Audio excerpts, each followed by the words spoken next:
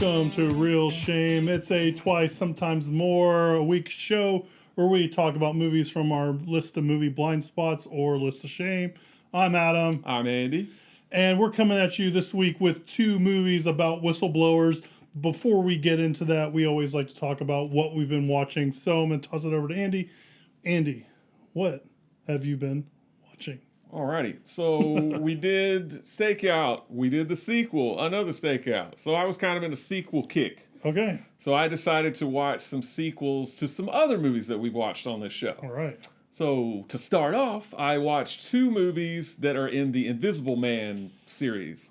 So the first is The Invisible Man Returns. This time the Invisible Man is played by Vincent Price. And this one is... It seems like you'd have a good voice to be the Invisible Man. Yeah, and Invisible Man, obviously, Claude Rains was like an asshole that was derailing trains, as we've said many times on the show. He was a real evil guy. Vincent Price, not really evil in this. He's been framed for a murder he didn't commit, so he's trying to out the guy that did commit the murder and get some justice. So it's a little bit more pleasant. He's not derailing any trains or anything like that, although he is slowly going mad because of the formula, just like Claude Rains did in the first film. Yep. And then I watched Invisible Woman. Oh.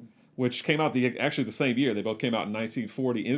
Invisible Woman, if I can say it, is actually a comedy. Oh, really? Yes. Interesting. It's not the least bit serious. It's really, really silly. It's the kind of movie you watch once and forget it. Like it was kind of humorous. There were some kind of funny parts, but honestly, it was just really stupid and silly. And again, a comedy in the Invisible Man series. But hey, Invisible Man would go on to beat Abbott and Costello. Yep. So, oh well. I watched Pirates of the Caribbean, Dead Man's Chest. Oh, okay. The follow-up to Curse of the Black Pearl. You like Curse of the Black Pearl. Mm-hmm. So what did you think of Dead Man's Chest? I've actually seen it before. I didn't realize, I didn't really, because I went to see one of the Pirates of the Caribbean movies back in the day. I knew it wasn't the first one, but I wasn't sure which one it was. I went with some people that wanted to go. I really had no interest in seeing it, but I just went with them just to kind of hang out or whatever.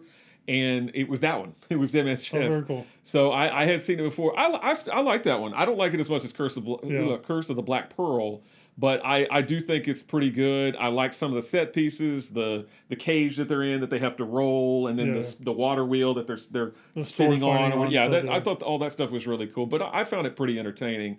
I wanted to watch At World's End right after it because one kind of leads into the next. But I didn't get around to it, so I'll get around to it one of these days. Because I had a lot of time on my hands, I went ahead and watched Independence Day Resurgence. Oh my gosh. I feel so sorry for you. Yeah. Do you agree it's like one of the worst movies ever made? I don't know that it's one of the worst movies ever made, but I didn't like it. I really didn't care about it from start to finish. It was very, very forgettable. Did you like it? Did you like it more than Independence Day? No, I wouldn't say I did, honestly. And I didn't even really like Independence Day, so I guess that tells you how I felt about it. I watched a couple of disaster films. Well, more than a couple. I watched The Cassandra Crossing with Richard Harris and a cast of a bunch of other people, Ava Gardner. They're on a train. There's an infected patient. Is he going to infect everybody else on the train? What's going to happen? It was okay. Is that like a zombie kind of movie? He's not a zombie. He just has it's the pneumonic plague. So it's just a pneumonic, plague. Not bubonic. Not bubonic, it's pneumonic. But no, he doesn't turn into a zombie. I thought that's how it was going to go. I thought it was going to be like Train to Busan or something. But no, he just is sick. And honestly, very few people die from the plague in the movie. Most of them miraculously recover. So I watched all of the airport movies. I know you guys watched Airport 77. We did. We just plucked that one out. I watched Airport 1975, Airport 77, and the Concorde Airport 79. And they get worse as they go along. And honestly, none of them are really all that great. Yeah. But by the time you get around to the Airport 79, it's really laughably bad. It's laughably bad. And I enjoyed seeing in Airport 77 the singer guy. Yeah, the singer guy showed me is Kirby's favorite person. I won't sing his little line, but it keeps playing in my head. And then finally, a couple of movies that I mentioned when we did the Godzilla episode: The Land That Time Forgot and The People That Time Forgot. Those are both kind of 70s B movies with a lot of practical effects. Neither one of them are amazing, but they're fun enough to watch. The first one is better than the second one, but That's what I've been watching. All right. What have you been watching? So we finished, last time we talked about, we watched The Last Dance, so we started another documentary series a little bit, and we watched High Score. It's on Netflix. You heard about this? I actually started watching it. I just didn't mention it. We like it. We But finished it. It's like 6 episodes or 7 episodes. It's super short. I thought it's pretty good. The Dungeons and Dragons type one. The third one episode. Yeah.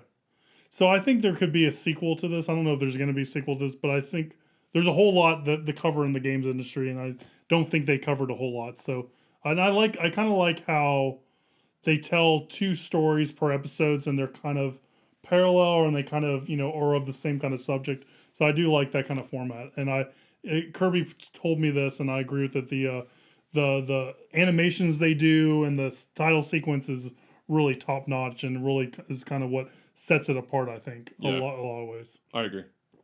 I watched Bad Education because I remember you watching that, and I wanted to watch that, and I thought it was good. Yeah, it is good. I agree. Yeah, I thought it was fairly good. I also agree. We to continue Kirby's 90s, late 80s kind of movies, we watched another action movie starring Arnold Schwarzenegger from the late 80s, and that was Commando. With John Matrix, right? And Commando, is that his character's name? Yeah, he's John Matrix, right? And that movie's awesome, and it's a blast. And Kirby's never seen it, and she had a lot of fun watching it. And it's of its time, but it's a lot of fun. It's amazing. If you've never seen it, see it. And just recently came out, but for you guys, it's been out for a bit. I bit the bullet, and I purchased Bill and Ted Face the Music. Oh. The sequel. The long-anticipated sequel. Was it worth the money? No. It's okay. It depends on what you want out of a movie for that movie. You know what I mean? Like, if you go in expecting not a whole lot and just wanting to see Alex Winters and Keanu Reeves do stuff, it's worth it. I just don't think it's as strong as the rest of the movies. And there's one line of dialogue where the way they kind of said something, I go, I know how this movie's going to end. And that's pretty much how the movie ended. And it was very early on in the movie. They just said something, and I'm like, it's an odd way of saying that. I'm like, okay, I know what's happening now. Would it have been better with Rosie O'Donnell? Yeah, no. Okay. Well, at least there's that. I don't know. Yeah, I haven't thought about like what my ideal sequel would be on that. I do think one of the things that kind of drives me crazy, and I see this a lot, is whenever they have movies that are, sequels that are years apart and technology has changed and they go to the future always looks different. It's like I feel like they did that in Star Wars, and this movie they did. Like, you guys have a pretty firm idea of what the future looks because we saw in the prior 2 movies, with when they went to the future with Rufus and everything like that. Mm-hmm. And this one, they kind of expanded and changed it, and it might actually does take place further along in the future. And I'm just like, it just doesn't really gel with me. And I'm just like, no, we already saw what the future looks like. Let's look at that future. I don't know. Maybe that's a very small complaint, but I've noticed that a lot with movies, and I'm just like, it drives me crazy every single time. So that's kind of what I've been watching. So we're going to get into... Oh, no. Wait. You're introducing the movie. So, Andy, what did we choose to watch this week? We chose, as you mentioned earlier on, 2 movies about whistleblowers, basically. Yep. They both have Al Pacino in them. They do. But the first film that we're going to talk about is Serpico. It's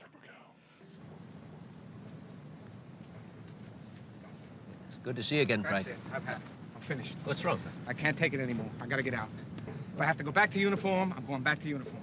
I can't wait for Delaney to call, and I can't play their game anymore. I'm right in the middle. I can't take it. Frank, you mean to say the commissioner didn't get in touch with you? No, he didn't get in touch with me. Not a Frank, word. I didn't No know investigation, no undercover work, I have nothing. no idea, Frank.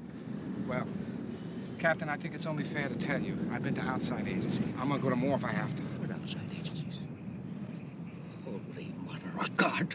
Frank, we wash our own laundry around here. Oh, yeah? Now, you could be brought up in charges for I this. always thought so, but the reality is, sir, we do not wash our own laundry. Serpico. It just gets dirty. You are in trouble. I don't care if I'm in trouble. I don't care who gets it anymore, including myself. Because if I have to go to outside agencies to get somebody to hear my story, well, where am I going to go? You hear me, Serpico? Stay away from me. Where am I going to go? You just wait until you hear from me. I've been waiting for a year and a half. What are you talking to you, Frank. That's not enough. I'll get back. But But where am I going to go? So Frank Serpico is an honest cop in the New York City Police Department who just wants to do things by the book. After joining the force in the 1960s, he quickly learns that he stands alone, that most or all of his fellow policemen are extorting money, beating suspects, taking credit for work they didn't do, etc., etc. He's determined to blow the whistle on the rampant police corruption he sees on a daily basis, but is stymied by the lack of interest from his superiors, most of whom wish he would just keep quiet and go away. His obsession with rooting out corruption affects his romantic relationships, leaves him with few friends, and makes him a wanted man among his own police officers or his own police brothers. Al Pacino stars as Serpico. So Serpico came out in 1973, directed by Sidney Lumet, who is a New York director. There you go. Sidney Lumet making movies? Making movies, yeah. Making movies by Sidney Lumet. New York director, if ever there was one, just like Woody Allen. He got his start. I mean, he started actually as an actor, like doing plays and Broadway and stuff. He was in a few television things, maybe a movie here and there, but he started to direct television, then he started to direct movies. He did 12 Angry Men, Dog Day Afternoon, had a really great run in the 70s, Dog Day Afternoon, Network, The Wiz, yes, The Wiz, with Diana Ross and Michael Jackson and Nipsey Russell. The Verdict with Paul Newman in the 80s, a bunch of movies after that. His final film was Before the Devil Knows You're Dead. He grew up on the Lower East Side in Manhattan, so I think he was born in Philadelphia, but he grew up in Manhattan. So he definitely knows his New York City streets. The screenplay is by a guy named Waldo Saltz and another guy, Norman Wexler, from a book by Peter Moss, who did basically a profile of Frank Serpico. And the musical score, which I like the music to this movie, is by Mikis Theodorakis. That's a Greek name that I probably butchered. But I looked it up. He actually just turned 95 in July. That's awesome. Still with us, Mikis Theodorakis. And the music is conducted, this really has no bearing on the movie, but the music, I found this interesting, was conducted and arranged by Mr. Bob James, jazz legend, jazz funk legend, and possibly the most sampled guy in hip hop. Seriously.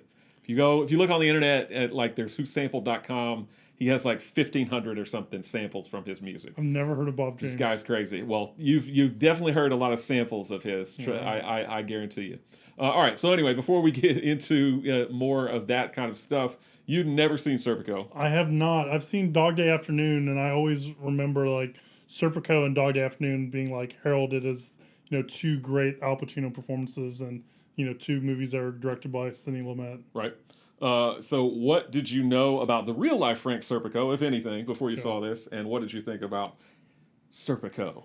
So I know nothing about Serpico at all. I knew nothing about him leading into this movie. So there was a big blind spot. I thought it was going to be another heist movie, almost like Dog Day Afternoon, I guess. Oh, okay. But yeah, I didn't know that he was a police officer, and that was based on the real story and all that kind of stuff.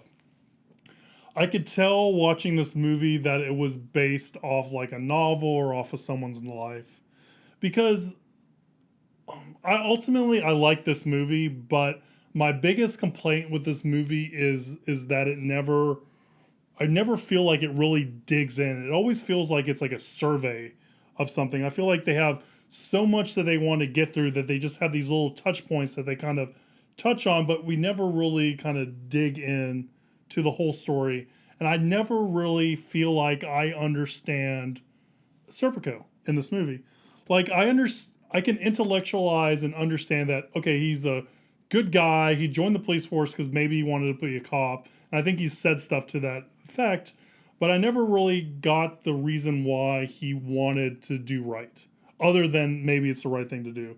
And I never felt like I got a whole lot of his inner monologue or his inner thoughts and all that kind of stuff. It just felt like anything that I learned about him just kind of came through in dialogue, and I never really sat with him as a character and learned about him as a character. Does that make any sense? Mm-hmm.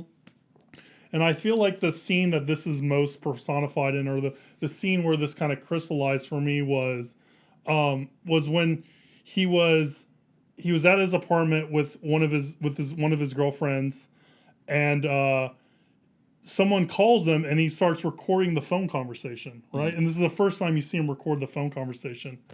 And I'm like, and he tells her why he's recording the phone conversation. But it's I wanted to be there when he made that decision to record the phone conversation. To me, that would have been more interesting than seeing him record it and telling her why he recorded it. But the moment where he's like, you know, I can't trust these guys. Like, I need to start I need to do everything in my power to kind of back myself up, or I'm hitting these walls and trying to expose these corrupt cops, and that's not happening. So I need to find a way to kind of, prove that what I'm seeing is actually happening, right? Yeah. And I just feel like there's a lot of this stuff where it's more like you just learn about this stuff because you hear about him saying it, and you never really get that thought process of like, okay, this is what I got to do. You know what I mean? Yeah. So that's kind of what leaves me a little bit cold on the movie. And I don't understand why. I think it's a really well-lauded movie, and I know people praise Al Pacino's performance in it. I thought he did okay. I mean, he's a little crazy, but I think that's what's required, of it. A little, I don't know, what's the word? A little out there, I guess, in his like performance. Like Serpico's a little weird, a little different. Not normal in the mold of what you would consider a police officer and stuff like that. I don't. So that's kind of where I fall on it. Does that any of that make sense? How wrong am I? No. I mean, it makes sense. I mean, I understand your criticisms. I don't necessarily agree with all of them, but I mean, I can see what you're saying. This movie it goes through a long period of time, and you're not always aware of how much time has elapsed. At all, because supposedly the movie, and I didn't realize this until I was doing some research afterwards, and again, this is a movie that I've seen several times, but when I was kind of making my notes for this episode, I didn't realize that supposedly the movie takes place from 1960 to 1972. And if you ask me, without having read that little tidbit, So, if you asked me, I would have. Well, at one point in the movie, he says something like, "I've waited 4 or 5 years," or something like that. So I would have thought it'd take maybe 6 or 7 years or something like that. But I didn't know it took place over 12 years. So I can see what you're saying. They rush through, or not rush through, but they do go through a lot, and so they don't necessarily have time to stop and give him maybe as much character development as you wanted to see. It doesn't bother me as much. I mean, I feel like it's almost like a David versus Goliath story, and I feel like his only motivation for wanting to do right is just because he's an honest guy and has integrity or whatever. But yeah, I mean, I could see what you're saying. I like this movie. The last time I saw it, I mean, I owned it on DVD. I own it on Blu-ray. I saw it probably more, several times in the 90s, because that was kind of when I was devouring everything I could come across, like as far as classic films and stuff, and I would show it to people and go, "Oh, you got to see this." And like back then, the movie, I feel like it still frustrates me now watching it, because you see what he had to go through, and I mean, he ended up just having to retire. He gets shot in the face for his trouble. Oh my gosh! And then he ends up retiring. Him getting shot in the cheek was. Like, I had a very visceral reaction to that. Yeah. I've never had, like, such a visceral reaction to something like that. Like, that creeped me out to no ends. Just like the thought of it. Just like...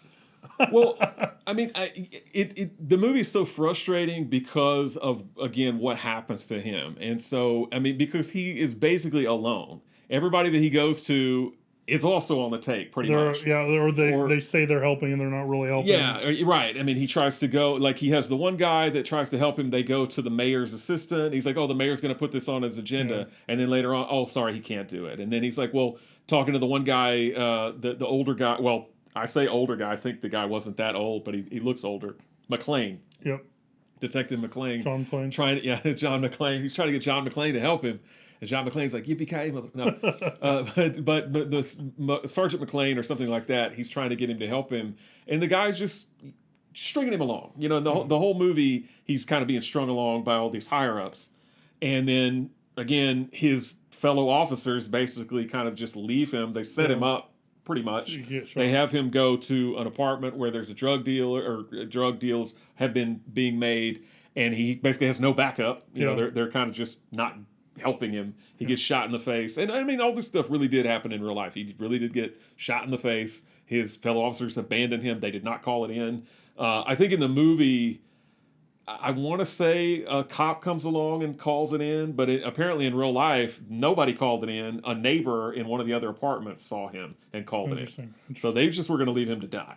Wow. But yeah, so the movie is frustrating and especially even now in 2020, I mean, we see that there's still a lot of corruption and things going on. Bad things still happen, unfortunately. Yeah, I was gonna say something really glib about that. Yeah, it's kind of like I mean, it's disheartening, but I feel like I was really, really emotionally charged by this movie back when I was younger. Now I'm just a jaded old guy, and so it didn't affect me as emotionally this time. I mean, again, I still like the movie. I still think it's well done. I think Al Pacino does a great job in it. To me, I mean, I can see what you're saying. He does have some kind of shouting moments in there. Yeah, shouting moments. He's dressing like unusually. He's undercover, but he's wearing some of that stuff where he's dressed as a rabbi at one point. He gets to be an actor in this. It comes across as unintentionally hilarious. I think I agree because I think about like it was what was his name?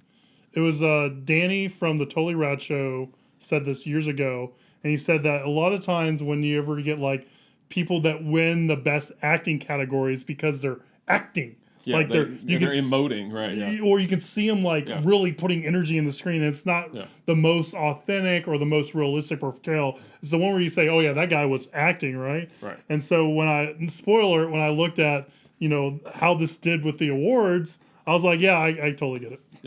Yeah, that's true. It's the person who is the most noticeable is going to get noticed. Yeah, no, I see what you're saying. And I wanted to say, because you were talking about a lot, one of the other things that kind of jumped out to me a little bit along the lines of what I was thinking about the movie was that, we see him go down a bunch of dead ends and trying to get this corruption found out, right? And finally he goes to this room where you have these two people. They're like, no, we want to help you we want to help you do this and help you find out. And I'm just like, part of me is like, do they really want to help him or are they not going to help him? And then they start working with him. And it's just like, this just seems so random. Like these guys just all of a sudden helping him. And they have like the DA coming in and saying like, you're going to get him on tape and all that kind of stuff. And it just felt like, it just didn't feel smooth, like that transition. And the whole time I was just like really caught off guard with the fact that it's kind of taking this turn now. And again, I feel like if the movie, it could have been something the movie could have focused more on and helped ease that, then it really didn't, But again, remember that happens because, and this kind of is shades of the next movie we're going to talk about on Wednesday's episode. He went to the New York Times, and then once that became a New York Times headline, then all of a sudden they're like, "Oh no, we'll help you now." Did it actually get published in the New York Times by that time? Okay, yeah, in 1970 or something. And I feel like his girlfriends are pretty much interchangeable at this point. They look very similar. Their names are very similar. Right? Isn't it? It's like I honestly don't even remember their names. Lori's one of them. I think the other one's like Lauren or something like that. They're very, very similar names. Yeah. And it doesn't spend a whole lot of his time on his private life, but you're supposed to, and I think like you said in your description, supposed to understand that like the burden of this is tearing his personal life apart, but we don't get enough of his personal life to see this tearing apart. We get like the one fight, but it's just like, okay, we got to fight, but that feels like not even the bare minimum to do that, to kind of establish that, what I mean? I do agree somewhat with that. I mean, I feel like, unfortunately, the females that are in this movie with him don't amount to much. And it's no fault of their own. It's just the way they were written. Yeah, for sure. I agree with that. But, I mean, again, I like this movie a lot. I like Sidney Lumet's direction. I like, he knows New York. There's some, gritty cinematography, gritty streets, whatever. Pacino is let's face it, a small guy. Yeah. So literally the whole movie, basically everybody is bigger than him. Towers over him. Yeah, everybody's bigger than him. So I mean, it really takes on, and I don't think Frank Serpico is that little in real life, but in the movie at least, it literally takes on like a David versus Goliath kind of thing. Yeah. And there's like, particular scenes. That one that stands out to me is when he goes to the park to meet all the fellow officers, and there's a lot of close-ups of faces. Like you get the sense, and they're all surrounding him. Yeah, you get the sense he's not going to get out of that. Right. Yeah. Right. Because they're pissed that he's. Well, they're pissed that he's not on the take, and his one partner basically ran off with his share because his partner was like, "Oh, I'm going to take your share, and I'm just going to leave it over here. If you ever decide you want it, I'll take it." That guy just ran off with it. Yep. And so they're all pissed at him, but they're all. I mean, the camera's just right there in their face, and they're surrounding him, and he's just like, whatever. But yeah, I mean, again, I like it. Doesn't quite have the emotional impact on me all these years later, but that's just because I'm a jaded cynic more so now than I was when I was in my early days.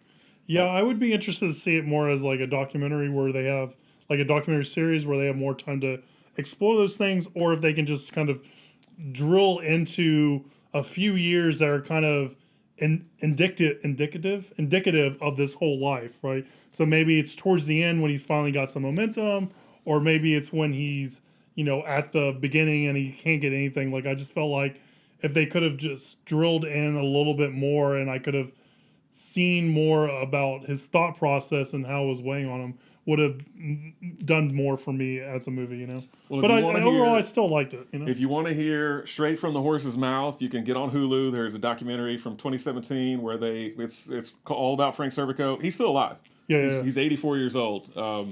I watched that documentary, I think, a couple of years ago, and I thought it was pretty interesting. Again, because you hear it straight from him. I mean, he doesn't go through probably every detail that they put in this movie, but he talks a lot about his struggles and about what he had to go through. Because basically, after he was shot in the face and recovered, he quit the force and he moved to Switzerland, and he lived in Europe for a while. I think now he is back in the States. Yeah. I think now he lives back in the United States. I think I read on his Wikipedia that he hated living abroad, so he moved back. Wow. And it's interesting because, like, and I said this a little bit earlier, is he doesn't seem to have the personality to be a police officer. Like he's like, if you're looking at like what you think of as like, for better or worse, what a police officer is, it's not someone that's going to night school, that's reading poetry, that's listening to classical music. And I think the movie kind of shows this as a contrast to all that kind of stuff. And it's like, I really kind of would like to know, like, why'd you want to be a police officer? Because it seems like like this wasn't suited to you anyways, and you're always an outsider. And I'm glad he was able to find corruption and bring it to light. But it's just like, why, dude? It seems like this wouldn't. Of course, you wouldn't have been happy in this kind of role. You know what I mean? Yeah. So again, with Al Pacino's performance, the stuff basically from the 70s and even from the 80s. Excuse me. To me, he still had not become the caricature that he would later become. And I was thinking, I've always heard that if you get lost in like a forest and there's nobody else around, you're supposed to whip out a pack of cards and start playing solitaire, because somebody's going to jump out from behind a tree and go, you can move that card over to that and you won't be lost anymore. I also feel like if you're lost in a forest and you just say Al Pacino, somebody will jump out from behind a tree and go, hoo-ah! Hoo-ah! Or maybe great ass, like they do. Sin of a woman or something something like that. Because I mean, particularly with Sin, I can't stand Sin of a Woman because of the whole hoo-ah nonsense and a lot of stuff that he's done since then. Guys like him and De Niro have become cartoons, or caricatures. Not to say they don't still do good performances or do great work, but a lot of times they just end up being Robert De Niro or they end up being Al Pacino. I don't think he had gotten there at this point. Godfather, I think Sin of a Woman is. Yeah, I agree. I think starting with Sin of a Woman, where we start maybe going on a downhill trajectory. I mean, don't get me wrong, I love Heat too. Yeah, I was gonna say I like Heat. I mean, but Sin of a Woman is unbearable to me. Yeah. But so the rest of the cast, we've talked about the movie. The rest of the cast, Tony Roberts is played by, Tony Roberts plays Bob Blair, who's one of the few guys in the movie that wants to help Serpico. Tony Roberts has been in a lot of Woody Allen movies, including Annie Hall. He's Woody's best friend in Annie Hall. Alan Rich plays District Attorney Herman Tauber, and Alan Rich just passed away. Now, when the episode is shown, I think it'll be about 2 months ago, but he passed away a couple of months ago at 94. James Tolkien, who everybody knows as Principal Strickland in the Back to the Future movies. Yep. He's in this, and he's also in Top Gun, obviously. And M. Emmett Walsh has a bit part. F. Murray Abraham has a bit part. Two guys whose first names are initials. Not middle initials, initials. M and F are both in it. They have bit parts. And a blink and you'll miss him role for Judd Hirsch. Did you see Judd Hirsch? No. Did you put it on IMDb? No, he's listed already on IMDb. But Judd Hirsch is one of the policemen after Serpico gets shot and his parents come to the hospital to see him. Judd Hirsch stops them and he's like, "What are you guys doing?" or whatever. And they're like, "This is Serpico's parents." And he's like, "Okay." And then he goes, "Oh, there's my David," and he runs after Jeff Goldblum. Okay. Yeah, that's what happens in this movie. I swear, watch it. I promise that really happens. This was a hit at the box office, big hit, but it only got 2 Oscar nominations. Pacino was nominated for Best Actor, but he lost to Jack Lemmon in Save the Tiger, which I've never seen. And it was also nominated for Best Adapted Screenplay, but it lost to The Exorcist. Oh, and this was the same Academy Awards where a naked man streaked across the stage. Oh, interesting. Yep. Sure, you can find the clip online on YouTube or whatever. Were they aired live then? I don't. I guess they would have to kind of be, right? I don't know. Otherwise, they'd cut it.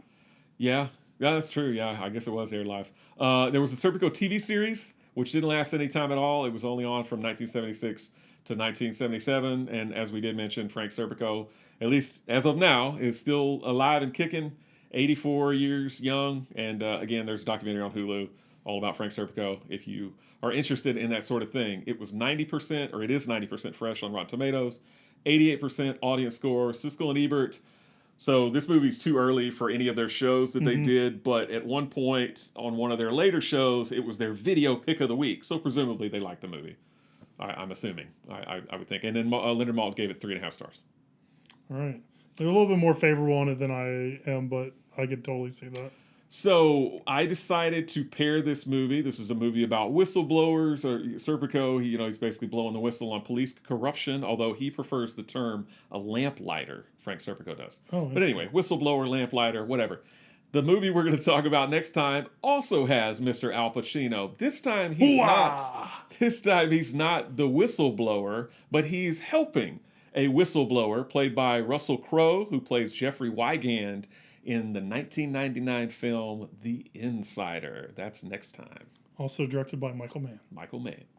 All right, guys. And on those Wednesday episodes, we always answer viewer questions. So if you have a viewer question, send it to us, realshame@gmail.com. Follow us on social media, @realshame on Instagram.